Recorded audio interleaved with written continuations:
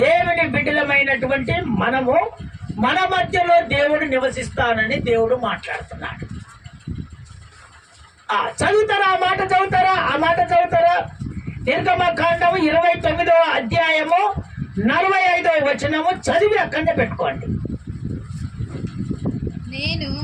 నేను ఇశ్రాయేలుల మధ్య నివసించి వారికి దేవుడనై ఉందును.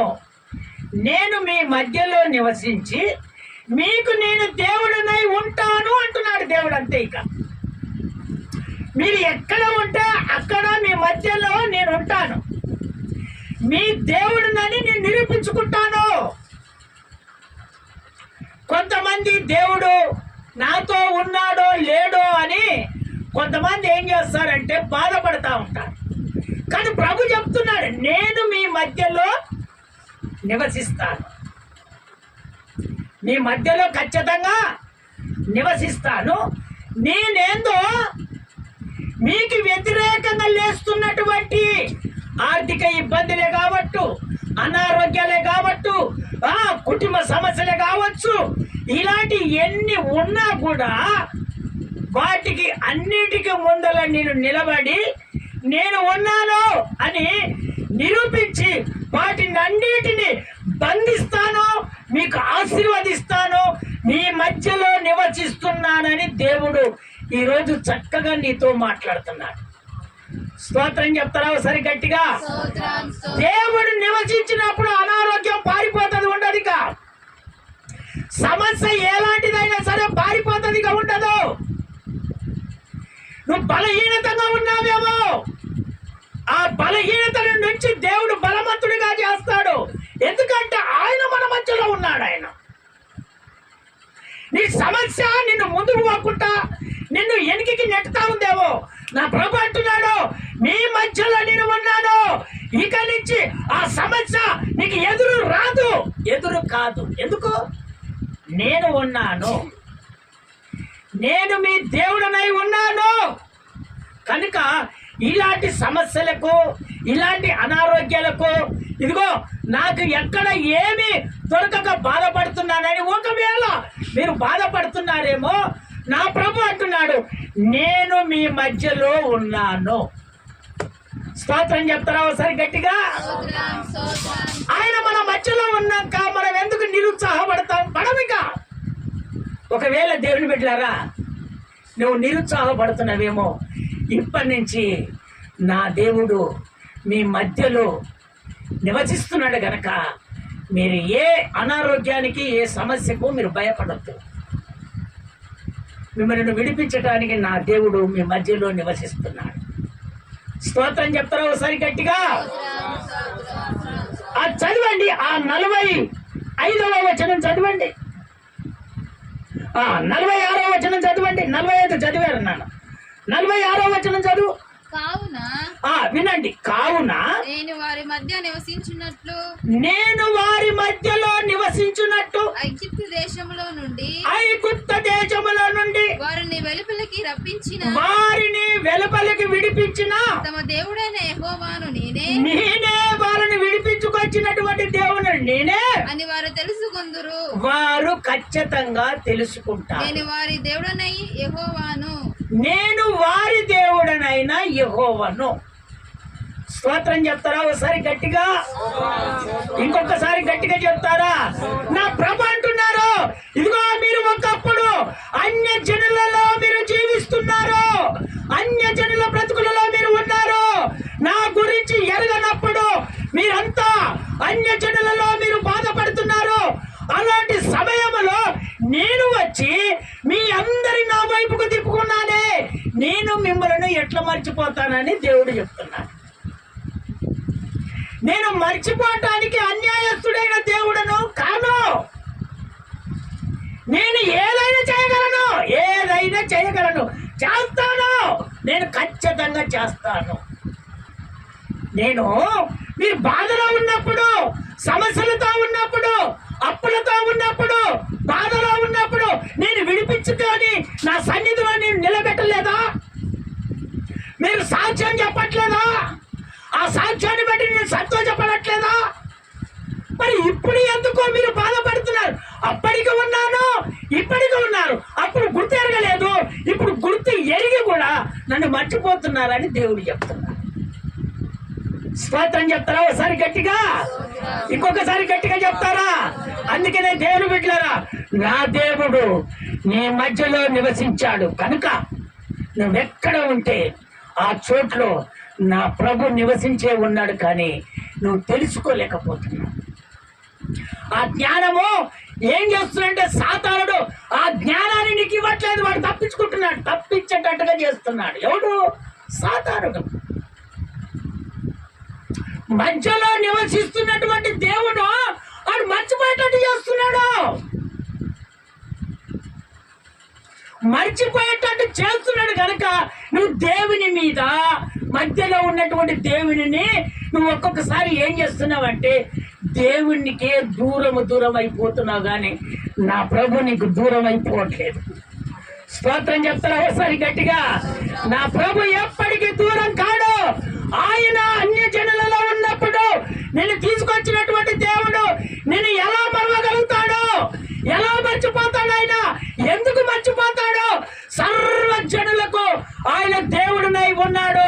లోకములో నశించిపోవటానికి ఆయనకు ఇష్టం లేదు కనుక ఆయన మహాకృపను బట్టి నిన్ను ఆయన సన్నిధిలో నిలబెట్టుకొని ఆయన రాజ్యములో ఆయన కూర్చున్న చోట్ల నిన్ను కూర్చోబెట్టుకోవాలని ఆశ కలిగిన దేవుడు నీ మధ్యలో నివసించకుండా ఆయన ఎక్కడికి వెళ్తాడు? అని ఎక్కడికి వెళ్ళాడు? ఆయన ఎక్కడికి వెళ్ళాడు? దేవుని బిడ్డలారా, నువ్వు మర్చిపోతున్నావు. ఈ మర్చిపోయే జీవితాన్ని నువ్వు తీసివేసి నా ప్రభు నా మధ్యలో నివసించాడు, నాకు ఏమి కొదవలేదని నీ హృదయములో నువ్వు ఒక తీర్మానం చేసుకుంటే చాలు.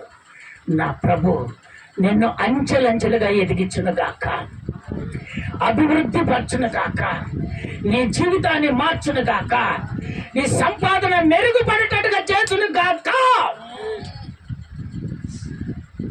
చదవండి దేవుని వాక్యంలో. మొట్టమొదట నా దేవుడు ఇదిగో మన మధ్యలో నివసించాలంటే నా దేవుడు మొట్టమొదటిగా కోరుకునేది ఒకటి ఏంటో తెలుసా? పరిశుద్ధతను కలిగి నువ్వు జీవించాలి.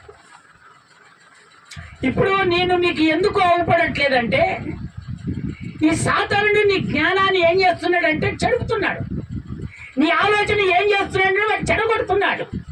నీకు ఏం చేస్తున్నాడంటే వాడు మాయ చూపిస్తున్నాడు.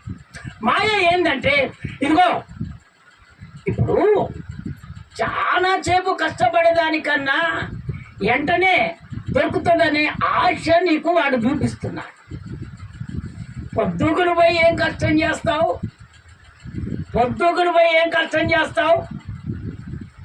అదంతా వ్యర్థమే. నువ్వు నా దగ్గరికి రా, నా మాటను, నీకు సంపాదన పెరుగుతుందని వాడు ఏం చేస్తున్నాడంటే దేవుని జ్ఞానాన్ని చెడగొడుతున్నాడు, దేవుని పరిశుద్ధతను చెడగొడుతున్నాడు, ఆత్మీయ జీవితాన్ని పాడు చేస్తున్నాడు.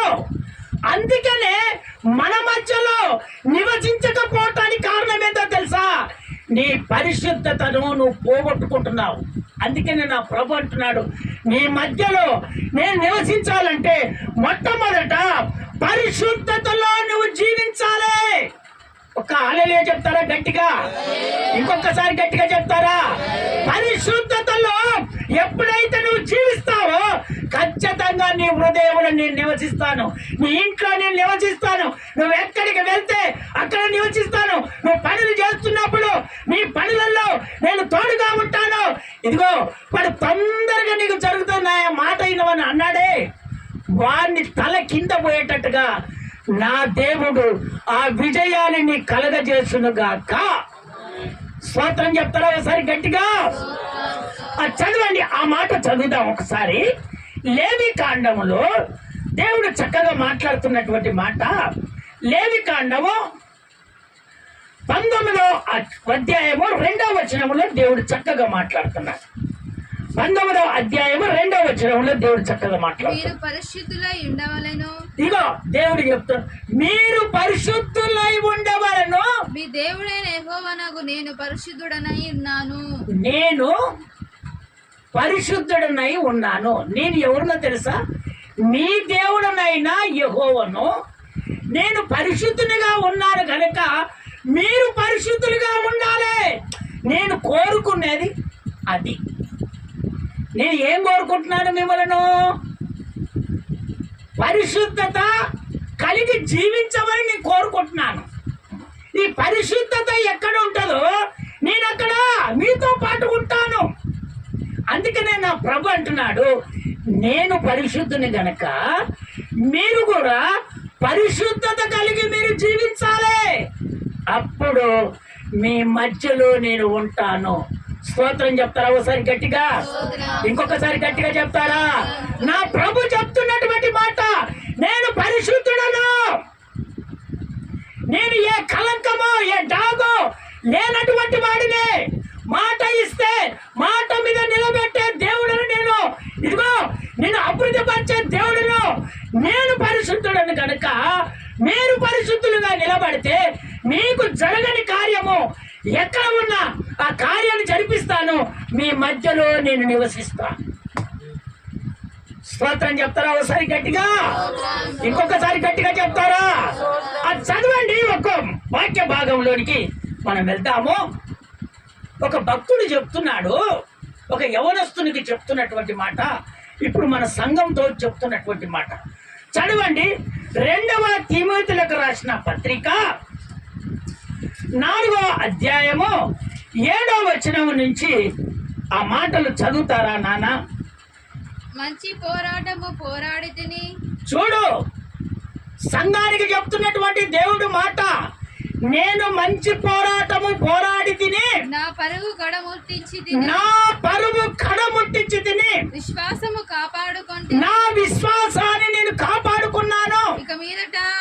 ఇక మీదట నా కొరకు నీతి కిరీటం ఉంచబడి ఉన్నది.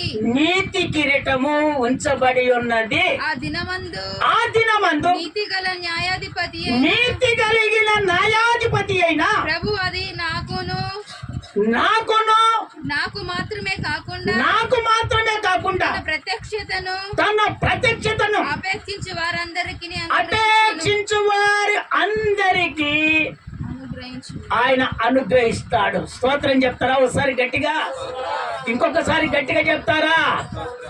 దేవుని బిడ్డలారా, పోరాటాలు వస్తాయి. దేవుని నమ్ముకున్నప్పుడు పోరాటాలు వస్తాయి. అనారోగ్యం ఒక పోరాటమే, మాంత్రికది ఒక పోరాటమే,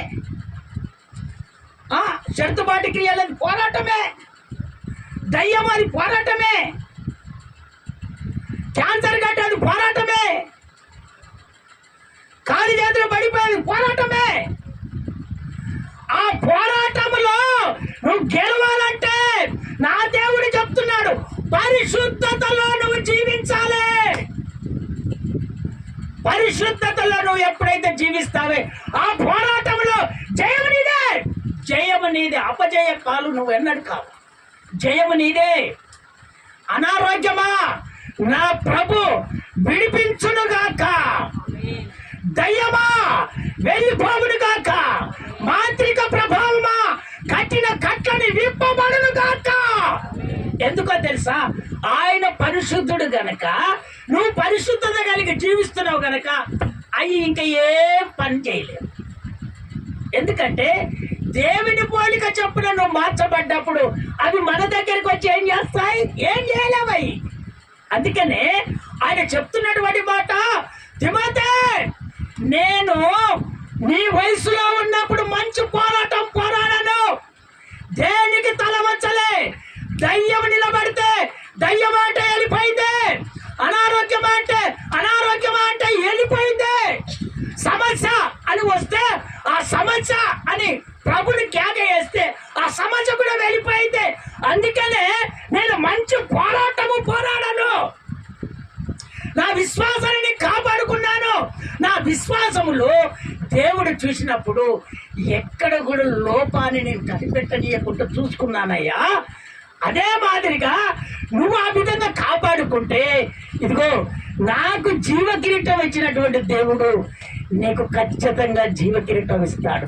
నాకే కాదు, ఎవరైతే దేవుని వాక్యం వింటున్నారో, ఈ మైకు తరంగాలలో ఎంత దూరం అయితే దేవుని వాక్యం వింటున్నారో అది అపేక్షిస్తే, నువ్వు విశ్వసిస్తే, నువ్వు నమ్మితే తప్పకుండా నీకు కూడా దేవుడు విజయాన్ని కలగజేస్తునుగాక. స్తోత్రం చెప్తారా? ఒకసారి గట్టిగా, ఇంకొకసారి గట్టిగా చెప్తారా? అపేక్షించాలి, అపేక్షించాలి. ఎప్పుడైతే నువ్వు అపేక్షిస్తావో ఖచ్చితంగా నువ్వు గురి యొద్దకే పరిగెత్తుతావు. అపజయం రాదు. నువ్వు పోరాటంలో నిలబడతావు, ఖచ్చితంగా నిలబడతావు. ఏ అనారోగ్యమో ఏది నిన్ను ఏమీ చెయ్యదు. ఎందుకంటే నా దేవుడు పరిశుద్ధత కలిగి జీవిస్తున్నాడు గనక, ఆ పరిశుద్ధత కలిగి నువ్వు జీవిస్తున్నావు గనక నీ సమస్యలన్నీ ఈ రోజు నుంచి ఈ సమస్యలన్నీ తీరిపోవును గాక. ఒక్క మాట చదువుతారా? ఒక్క మాట చదువుతారా? ఎబ్రీలకు రాసిన పత్రిక, ఎబ్రీలకు రాసిన పత్రిక ఒక్క మాట 12వ అధ్యాయంలో 14వ వచనంలో ఒక్క మాట చదువుతారా నాయన? ఎబ్రీలకు రాసిన పత్రిక 12వ అధ్యాయము 14వ వచనం. అందరితో చక్కగా వినండి. అందరితో సమాధానమును పరిశుద్ధతయు కలిగి ఉండుటకు ప్రయత్నించుడి. పరిశుద్ధత లేకుండా ఎవరు దేవుడిని చూడలేరు. ఎందుకో ఆయన పరిశుద్ధుడు గనక. అయ్యా, నేను కన్ను మూసుకొని ఎంత ప్రార్థన చేసినా పరిశుద్ధాత్మ నా మీదకి వస్తలేదయ్యా. నేను దేవుడు చూడాలని ఆశపడుతున్నానయ్యా, నా అనారోగ్యం పోవాలని ఆశపడుతున్నానయ్యా, నా సమస్యలు తీరాలని ఆశపడుతున్నానయ్యా అంటున్నావు. కానీ ఆ సమస్యలు తీరిపోవట్లేదంటే కారణం ఏందో తెలుసా? నీలో పరిశుద్ధత లేదు. పరిశుద్ధత ఉంటే ఖచ్చితంగా దేవుని ఆత్మ నీ మీదికి దిగునుగాక, నీ అప్పులన్నీ తీర్చబడునుగాక, నీ ఆలోచన నా ప్రభు సఫలపరచునుగాక, ఆయన అంచెలంచెలుగా నిన్ను ఎదిగించునుగాక. అందుకనే దేవుని బిడ్డలమైనటువంటి మనము పరిశుద్ధతను కాపాడుకోవాలి. ఇంకోటి ఏంటంటే సమాధానంతో ఉండాలి. దేవుని బిడ్డలమైనటువంటి మనకు ఒకరికొకరికి సమాధానం ఉండాలి, ఒకరికొకరు సమాధానం ఉండాలి. ఈ సమాధానం ఎప్పుడైతే నీకుంటుందో నువ్వు వెంటనే పరిశుద్ధత కలిగి జీవిస్తావు. సమాధానం లేకపోతే పరిశుద్ధత రాదు. సమాధానంతో ఉన్నప్పుడే నీలో ఉన్నటువంటి కపటము, ఈర్ష్య ఇవన్నీ పోతాయి. ఎప్పుడు పోతాయి? సమాధానంతో ఉంటే. ఇప్పుడు ఒక మనిషి ఎదుటి వాళ్ళు, ఒక మనిషి వాళ్ళ గురించే చెబుదాం. వాళ్ళిద్దరూ ఎప్పటి నుంచో కోపంగా ఉండి నువ్వంటే పడదు, నేనంటే పడదు, కొట్టుకుందాం, చంపుకుందాం అనేకమైనటువంటి వాళ్ళు, ఆ విధంగా ఉన్నటువంటి వాళ్ళు మనం చూడగానే సమాధానంగా నడుచుకుంటూ, మాట్లాడుకుంటూ, నవ్వుకుంటూ పోతే మనం ఎంత సంతోషపడతామా? సంతోషపడమా? ఒక్క ఆలలే చెప్తారా గట్టిగా? ఇంకొకసారి గట్టిగా చెప్తారా? ఎందుకంటే వాళ్ళు సమాధానానికి వచ్చారు. వాళ్ళు నీతిమంతులుగా మార్చబడ్డారు. వాళ్ళలో ఉన్నాయన్ని తప్పులు ఒప్పుకున్నారు కనుక వాళ్ళు సంతోషంగా నడుచుకుంటూ సమాధానముతో పరిశుద్ధత కలిగి జీవిస్తున్నారు. స్తోత్రం చెప్తారా ఒకసారి గట్టిగా? ఇక వాళ్ళకు పగలేదు. దేవుని బిడ్డలారా, ఒకవేళ సమాధానముగా ఎవరెవరైతే ఉండట్లేదో సంఘములో, మీరు సమాధానముతో మీరు ఉండండి. నా దేవుడు ఖచ్చితంగా నిన్ను పరిశుద్ధత లెక్కలోనే నిన్ను ఉంచుతాను. సమాధానం లేకుండా ఉండకూడదు. దేవుడు ఖచ్చితంగా దాన్ని చూస్తాడు. దాన్ని చూసి నీకు ఏది కావాలో నా ప్రభు చేస్తాడు. మనుషులము మనము ఏమి చేయలేం, కానీ నీ కన్నీటి ప్రార్థన ఆయన ఇదిగో కింద పడుతుంటే చెయ్యి పెట్టి తూర్చే దేవుడు నా దేవుడు. నా ప్రభు ఖచ్చితంగా నిన్ను ఆశీర్వదించునుగాక. అందుకనే మీరు ఒకరికొకరు సమాధానంతో ఉండాలి. ఒకరికొకరు ఏ విధంగా ఉండాలి? సమాధానంగా ఉండాలి. ఇప్పుడు ఒకరికొకరు పట్టుకొని మేము సమాధానంగా ఉంటాను అనుకోండి, ఒక్కొక్కరు చెప్పుకోండి, ఒక్కొక్కరు చేతులు పట్టుకొని చెప్పుకోండి, మేము సమాధానంగా ఉంటాం, మేము సమాధానంగా ఉంటాం. ఒక్కొక్కరు చెప్పుకోండి, సమాధానంగా ఉంటామని.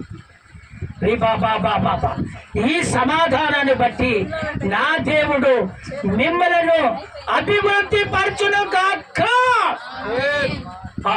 ఇక్కడి నుంచి ఎక్కడ కూడా అసమాధానంగా ఉండదు. దేవుడు మనలను ఖచ్చితంగా ఆశీర్వదిస్తాడు. స్తోత్రం చెప్తారా ఒకసారి గట్టిగా? రెండవదిగా తన మందిరముగా మనము సిద్ధపడాలి. కొంతమంది ఏం చేస్తారంటే దేవుని బిడ్డలారా, మందిరముగా కూడుకోరు. మందిరం అంటే ఏంటిది? అట్లీస్ట్ మనకు 10 గంటలకు ప్రార్థన, ఇంచుమించు 10:30కి ఎందుకు మనం స్టార్ట్ చేస్తున్నామంటే ఆ లోపట్ల మీరు వచ్చేసి ప్రార్థన చేసుకుంటారు. 10:30కు మనం స్టార్ట్ చేస్తున్నాం. ఒక్కసారి స్తోత్రాలు చెప్తారా గట్టిగా? ఇంకొకసారి గట్టిగా చెప్తారా? అందుకనే దేవుని బిడ్డలారా, దేవుని మందిరముగా మనము సిద్ధపరచబడాలి. దేవుని మందిరముగా సిద్ధపరచబడితే దేవుడు మన మధ్యలో నివసిస్తాడు. ఇది మన హృదయంలో ఉండాలి. ఒక భయం అనేది మన హృదయంలో ఉండాలి. ఏదో నామకార్తులు మాదిరిగా వెళ్తున్నారు అని మీరు ఎప్పుడు అనుకోకూడదు. దేవుని బిడ్డలారా, మీరు సత్యములో నిలబడుతున్నారు గనక మీ సత్యాన్ని నా దేవుడు చూస్తాడు. ఎవరో చూసి నవ్వినంత మాత్రాన నువ్వు వాళ్ళని చూసి నవ్వొద్దు, కోప్పడద్దు. నువ్వు నీ దేవుని చూసుకో. ఎందుకంటే ఆయన మన మధ్యలో నివసిస్తాను అన్నాడంతే. ఇక ఆయన నివసిస్తాడు. ఎవరికో ఒకరు కొరానికి నీవు నీ జీవితాన్ని, నీ మందిరాన్ని నువ్వు పాడు చేసుకోకూడదు. ఎప్పటికి కూడా నేను ఉన్నప్పుడు నాకెంతో మంది దైవజనులు చెప్పారు. ఏమని చెప్పారో తెలుసా? ఎందుకు రా పోయేది ప్రార్థనకు అంత పొద్దుగాల, నువ్వు ఒక్కరిలో ఉన్నావా పొద్దుగాల పోయేదని ఎన్నో చెప్పారు నాకు. దేవుని బిడ్డలారా, ఆ ఆశ ఈ ఆశ మీకు చూపెట్టి దేవుని మందిరానికి ఎగగొట్టే మాదిరిగా మిమ్మల్ని చేస్తాడు. ఎందుకు చేస్తాడంటే వానికి నువ్వు ఆ విధంగా ఉండటం ఇష్టం లేదు. నిన్నేం చేయాలి? ఆ మందిరముగా సిద్ధపడి నిన్ను తప్పిస్తే దేవుడు ఏం చేస్తాడు? ఇప్పుడు నువ్వు తప్పిస్తే దేవుడు ఏం చేస్తాడు? దేవుడు తృణీకరిస్తాడు. దేవుడు మధ్యలో ఉన్నటువంటి దేవుడు చిన్నగా నువ్వే దూరం చేసుకుంటావు. ఆయన దూరం చేసుకుంటాడు. అందుకని దేవుని బిడ్డలారా, నీవు మొట్టమొదట ఏ విధంగా సిద్ధపడి ఉన్నావో ఆ విధంగా నువ్వు దేవుని కొరకు వైరాగం కలిగి నువ్వు జీవిస్తే నీ సమస్యలలో అప్పులు రావు, బాధలు రావు, ఏమి ఉన్నా తొలగిపోవును గాక. అన్ని తొలగిపోతాయి. దేవుని బిడ్డలారా, మీరు ఒక మందిరముగా సిద్ధపరచబడాలి. అప్పుడే మీ జీవితాలు మార్చబడతాయి, లేకపోతే మార్చబడ. జీవితం మార్చబడాలంటే నీవు మందిరముగా సిద్ధపరచబడాలి. అదే దేవుడు కోరుకున్నది. నీ హృదయం ఎలాంటిదంట?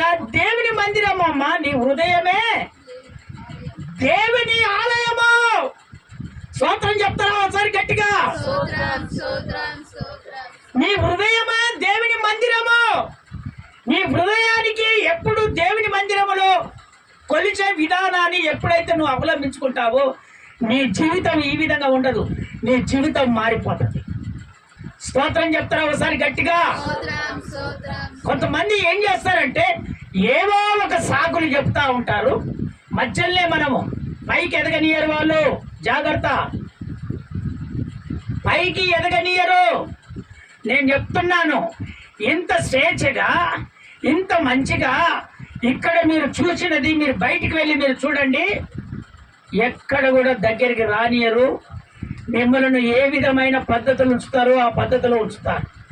ఎందుకంటే వాళ్ళు చేసే సేవ అది, మనం చేసే సేవ ఇది. ఎందుకంటే మనం బ్రతికినా దేవుని కొరానికే, చనిపోయినా దేవుని కొరానికే. మనము వచ్చినప్పుడు ఏం తీసుకురాలేదు, పోయేటప్పుడు ఏం తీసుకొని పోలేము. కనుక మనదంతా దేవుడు అప్పగించినటువంటి సంఘము కొరకే మనం జీవిస్తాం. స్తోత్రం చెప్తారా ఒకసారి గట్టిగా? ఇంకొకసారి గట్టిగా చెప్తారా? అందుకనే దేవుని బిడ్డలారా, మనము మందిరముగా మనమంతా సిద్ధపరచబడాలి. మన మందిరము ఎన్ని గంటలకు క్లోజ్ అవుతుంది? మళ్ళీ విడుదల ఆరాధన ఏ రోజు? సంపూర్ణ ఉపవాస ప్రార్థన ఏ రోజు? ఇవన్నీ మనము జ్ఞాపకం చేసుకొని ఒకరిని అడగటం కాదు. మనకు అన్నీ తెలుసు, మన క్యాలెండర్లు ఉంటాయి, అన్నీ ఉంటాయి. ఈ రోజు నాకు తెలియదు కదా అని కొంతమంది అంటారు. ఈ రోజు నుంచి దేవుడు నీతో మాట్లాడుతున్నాడు. అవన్నీ వదిలిపెట్టి నువ్వు ఖచ్చితంగా దేవుని మందిరముగా నువ్వు సిద్ధపడాలని నా దేవుడు కోరుకుంటున్నాడు. ఒక్క హల్లెలూయా చెప్తారా గట్టిగా? ఇంకొకసారి గట్టిగా చెప్తారా? చదవండి ఆ వాక్య భాగంలోనికి మనం వెళ్తాము. 1 కొరింథీయులకు రాసిన పత్రిక 3వ అధ్యాయము 16వ వచనం. 3వ అధ్యాయము 16వ వచనం. 1 కొరింథీయులకు రాసిన పత్రిక 3వ అధ్యాయము 16వ వచనం. మీరు దేవుని ఆలయమై ఉన్నారనియు, మీరు దేవుని ఆలయమై ఉన్నారనియో, దేవుని ఆత్మ మీలో నివసించుచున్నాడనియో ఎరుగరా? మీరు ఇంకెన్నడు ఎరుగుతారో మీరు ఎరగరా? చాలు కూర్చో. మీరు ఎన్నడు తెలుసుకుంటారు? ఇంకా ఎరగరా మీరు? దేవుని మందిరము నీ హృదయము. దేవుడు నీలో నివసిస్తున్నాడని నీకు తెలియదా? నీ మందిరంలో దేవుడు ఉంటాడని నీకు తెలియదా? దేవుని ఆత్మ నీలో ఉంటుందని తెలియదా? దేవుని మందిరంలో దేవుని ఆత్మ ఉంటుందని తెలియదా? దేవుడు మీ మధ్యలో నివసిస్తున్నాడని మీకు తెలియదా? ఇంక ఎంతకాలమో నామకార్తులు బతుకులో ఉంటావు? ఎంతకాలమో నామకార్తులు చెప్తా వింటావు? ఎప్పుడు నీ హృదయం ఒక మందిరముగా ఎప్పుడు తీర్చబడుతుంది? ఇంకా నీ మనసు ఎప్పుడు మార్చబడుతుంది? నీ బుద్ధి ఎన్నడూ మార్చబడుతుంది? నువ్వు ఆశీర్వాద కొరానికే వస్తావా? దేవుని మందిరముగా కట్టబడటానికి నువ్వు రావా? దేవుని మందిరములో నువ్వు నివసించలేవా?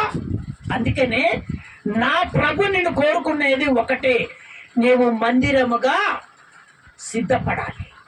దేవుని మందిరముగా ఎప్పుడు నువ్వు సిద్ధపరచబడతావో నీ మధ్యలో నా దేవుడు ఖచ్చితంగా నివసిస్తాడు. స్తోత్రం చెప్తారా ఒకసారి గట్టిగా? ఇంకొకసారి గట్టిగా చెప్తారా? అందుకనే దేవుని బిడ్డలారా, నీ హృదయమే దేవుని మందిరము. నీ హృదయము ఏ విధంగా ఉంటుందో నీ మందిరము కూడా ఆ విధంగా ఉంచుకోవాలి, ఆ విధంగా నువ్వు నడుచుకోవాలి. ఇప్పుడు ఆహారం ఆకలైనప్పుడు నువ్వు తినట్లేదా? మరి తింటున్నప్పుడు మరి నీ మందిరం జ్ఞాపకం రాదా? వస్తాడా రాదా? ఒక్క హల్లెలూయా చెప్తారా గట్టిగా? ఇంకొకసారి గట్టిగా చెప్తారా? అందుకనే దేవుని బిడ్డలారా, కొంతమంది ఏం చేస్తారంటే దేవుని మందిరానికి వెళ్ళే వారంతా మీరు ఇప్పుడే వెళ్తున్నారా, ఇప్పుడే జరుగుతున్నారా, ఇప్పుడే పోతున్నారా అనేసరికి మీకు ఏమైపోతుందంటే వాళ్ళు నన్ను చెడగొడుతున్నారని మీరు అనుకోవట్లేదు, కానీ వాళ్ళు మిమ్మల్ని అట్లీస్ట్ చెడగొడుతున్నారా? మిమ్మల్ని చెడగొట్టేది వాళ్ళే, మిమ్మల్ని ఆశీర్వాదంలో ఉంచకుండా చేసేది వాళ్ళే, మిమ్మల్ని అభివృద్ధి పరిచేవాళ్ళను అభివృద్ధిని కోల్పోయేటట్టుగా చేసేవాళ్ళు అదే వాళ్ళే. వాళ్ళ మాటలు వింటున్నావు కనుక నువ్వు అభివృద్ధి పరచబడట్లేదు. అందుకనే దేవుని బిడ్డలారా, నువ్వు దేవుని మందిరముగా సిద్ధపరచబడాలి. అప్పుడు దేవుడు నీ మధ్యలో ఖచ్చితంగా నివసిస్తాడు. చదవండి, ఇంకొక మాట చదువుతాము. కీర్తనాల పుస్తకము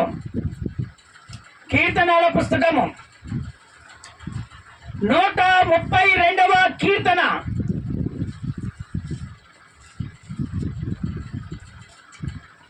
3వ వచనం. యాకోబు యొక్క బలిష్ఠునికి మొక్కుబడి చేసెను. ఎట్లనగా యెహోవాకు 132 3 3 నుంచి 5 వరకు చదువు నాన్న. యాకోబు యొక్క బలిష్ఠునికి మొక్కుబడి చేసెను. ఎట్లనగా యెహోవాకు ఆయన మనకు ఒక స్థలము చూచు వరకు యాకోబు యొక్క బలిష్ఠునికి నేను ఒక నివాసము చూచు వరకు నా నివాసమైన గుడారములో నేను ప్రవేశింపబడను. నేను పరుండు మంచము మీది ఎక్కను. నా కనులకు నిద్ర రానియను. నా కనులు రెప్పలకు కొనికిపాటు రానియను. ఈయన ఎవరు? దావీదు. 5వ వచనం చదువు, మళ్ళీ మంచిగా చక్కగా చదువు. ఎట్లనగా యెహోవాకు ఒక నివాస స్థలం అనగా ఆయన నివసించే మందిరాన్ని గురించి ఆలోచిస్తుండు. ఆయన నివసించే ఇల్లు గురించి ఆలోచన చేస్తున్నాడు. మళ్ళీ రిపీట్ చేయండి అన్న.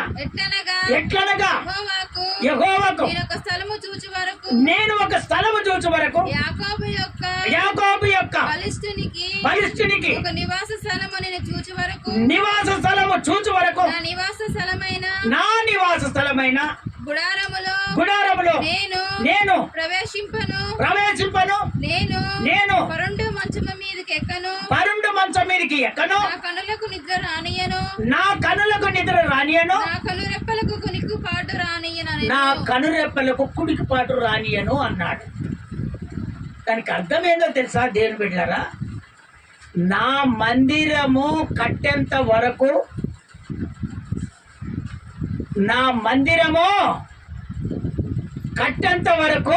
నేను నా మంచములో మా ఇంట్లో నేను పండుకోను. దేవుని కొరకు అంత త్యాగము. నేను నిద్రపోను. నా కన్నీరన్నీ దారులై పారాలి. ఎందుకంటే నా దేవునికి ఒక నివాస స్థలాన్ని నేను ఏర్పాటు చేయాలి. నా నివాసం కాదు, నా ఇల్లు కాదు ముఖ్యము. నా దేవునికి ఒక నివాసం కావాలి, దేవుని మందిరం కావాలి. అప్పటిదాకా నేను నా మంచము ఎక్కను.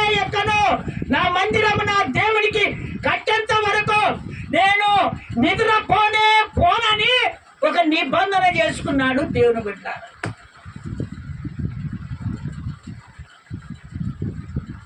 అది ఒక నిబంధన. దేవుని మందిరముగా నువ్వు సిద్ధపడాలంటే ఆ తీర్మానం నీలో రావాలి. ఆ పద్ధతి నీలో వచ్చినప్పుడు దేవుని కొరకు నువ్వు ప్రయాసపడితే దేవుడు నీ కొరకు ప్రయాసపడతాడు. మొట్టమొదట దేవుని చూడు. నీ సమస్య ఎలాంటిదైనా నా దేవుడు చేస్తాడు. కానీ నువ్వు మొట్టమొదట దేవుని చూడు. ఆయన నా దేవునికి మందిరము కట్టేంత వరకు నేను మంచం మీదకి ఎక్కను అని ఒక తీర్మానం చేసుకొని కన్నీరు కార్చి ప్రార్థన చేసి ఆ పట్టుదల మనలో రావాలి. మీరేం చేస్తారు? ఏమా మీ మందిరం గట్లే ఉంది, గట్లే పోతారంటే అవునమ్మా ఇంకెన్నడు కడతాడో, ఇంకా అట్నే పోతున్నాం. ఈ ఆలోచన ఇదివరకు ఉన్నదేమో. దేవుని బిడ్డలారా, మందిరము నాది, నా హృదయం అనే దేవుని మందిరము. ఆ మందిరాన్ని మేము కట్టుకుంటామా. వాళ్ళు ఎప్పుడు హెచ్చడి చేశారు? నీ మందిరం కొరకు నువ్వు ప్రార్థన చేయటం మొదలు పెట్టాలి. అప్పుడే నువ్వు విజయాన్ని పొందుకుంటావు. నీ జీవితము మార్చబడుతుంది. కొంతమంది ఏమనుకుంటారంటే మందిరం కదా, కట్టుకొని రాదు, కట్టుకున్నప్పుడు పోదాం చూద్దాం అనేవారికి దేవుని బిడ్డలారా, ఇది ఎవరి కొరానికి మందిరం? నా కొరక, మీ కొరక? అమ్మ చెప్పరండి ఎవరి కొరకు ఇది? అమ్మ ఎవరి కొరానికి? మీ కొరానికి అయినప్పుడు అంత ప్రయాసపడుతున్నాడు దైవజనుడు అంటే మీ కన్నీటి ప్రార్థన వరదలైపోవాలి. ఎవరైతే హెచ్చడి చేశారో వాళ్ళ మధ్యలో నా దేవుడు గొప్ప మందిరం కడతాడని ఒక విశ్వాసము నీలో ఉన్నప్పుడే నిన్ను దేవుడు అంచెలంచెలుగా అభివృద్ధి కలగజేస్తాడు. వాళ్ళు నవ్వినంత మాత్రాన, నువ్వు కోపపడినంత మాత్రాన నా దేవుడు నిన్ను చూస్తూనే ఉంటాడు. అందుకనే దేవుని బిడ్డలారా, మనం ఒక మందిరము, చక్కని మందిరము కట్టుకుందాము గాక. ఆ మందిరములో మనమందరము ఏ టయానికి రావాలో ఆ టయానికి వచ్చి ఆయనను ఆరాధింతుముగాక. అది మనలో మందిరముగా